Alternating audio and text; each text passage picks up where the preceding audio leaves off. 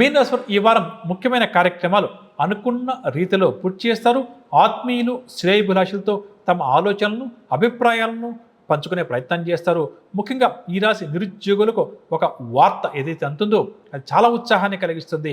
Contract రంగం వారు కొత్త కాంట్రాక్టులు చేజిక్కించుకుంటారు. ప్రముఖులతో ఏర్పడే పరిచయాలు కూడా వీరికి కొంతవరకు ఉపయోగపడుతుంది. వాహన, గృహయోగ సూచనలు. ఆర్థిక పరంగా చూస్తే రావాల్సిన డబ్బు సమయానికి చేతికంతుంది. రుణ విముక్తులు అవుతారు, అంటే రుణ బాధలు కూడా తీరుతాయని చెప్పవచ్చు. తండ్రి తరపు నుంచి రావాల్సిన ఆస్తి ఏదైనా ఉంటే కూడా చేతికందే అవకాశం కూడా ఉంది. కాబట్టి ప్రయత్నించడం చాలా మంచిది.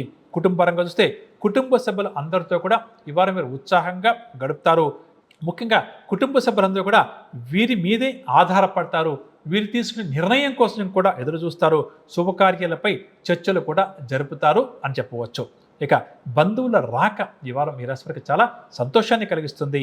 ఆరోగ్య విషయానికి వస్తే ఆరోగ్యం కూడా కొంత మెరుగుపడుతుంది. అయితే వారం మధ్యలో కొంత ఇబ్బంది పెట్టే అవకాశం ఉంది కాబట్టి ఆరోగ్యం పట్ల కొంత శ్రద్ధ తప్పదు. వ్యాపారస్తులకు గత వారం కంటే కూడా ఈ వారం వ్యాపారాలు మెరుగ్గా సాగుతాయి. నూతన పెట్టుబడులు చేతికి అందడం వల్ల వ్యూహాత్మకంగా వ్యవహరించి మంచి లాభాలు కూడా సంపాదించే పనిలో నిమగ్నమవుతారు. ఉద్యోగస్తులు ఎవరైతే నూతన ఉద్యోగ ప్రయత్నం చేస్తున్నారో అటువంటి వారికి మంచి ఉద్యోగం లభించే అవకాశం ఉంది. ఇంటర్వ్యూలకు హాజరయ్యే నిరుద్యోగులు కానీ, ఉద్యోగ మార్పు కోరుకునేవారు కానీ మంచి విజయాలను నమోదు చేస్తారని చెప్పవచ్చు. వ్యవసాయదారులు, రాజకీయవేత్తలు, కళారంగం వారు, ఐటీ రంగం వారికి కూడా అన్ని విధాలుగా కూడా ఈ వారం చాలా వరకు అనుకూలంగా ఉంది. మహిళలకు మానసిక ప్రశాంతత చేకూరుతుంది అని చెప్పవచ్చు.